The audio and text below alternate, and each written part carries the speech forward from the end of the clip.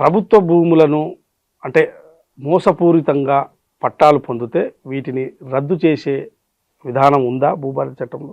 ఇది కొత్తగా దీంట్లో తీసుకురావడం జరిగింది. మనం ఈ మధ్యలో ఏం తింటున్నామంటే ప్రభుత్వ భూములకు పట్టాలు చేసుకున్నారని భూదాన భూములు, వక్ఫ్ భూములు, ఎండోన్మెంట్ భూములు, అటవీ భూములను కూడా క్లాసిఫికేషన్స్ మార్చుకొని తప్పుడు రికార్డు సృష్టించుకొని పాస్ పుస్తకాలు పొందిన సందర్భం మనకు చాలా మన దృష్టికి వస్తున్నాయి.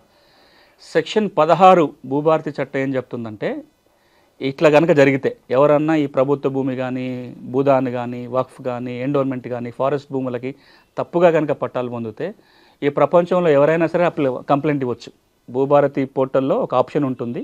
ఆ కంప్లైంట్ రేజ్ చేస్తే CCLA భూ పరిపాలన ప్రధాన కమిషన్కి అధికారం ఉంటుంది. వారు ఆ కంప్లైంట్ మీద యాక్షన్ తీసుకొని చర్య తీసుకోవచ్చు, రికార్డ్ సరి చేయొచ్చు, భూమిని తిరిగి స్వాధీనపరచుకునే అధికారం CCLAకు ఉంటుంది.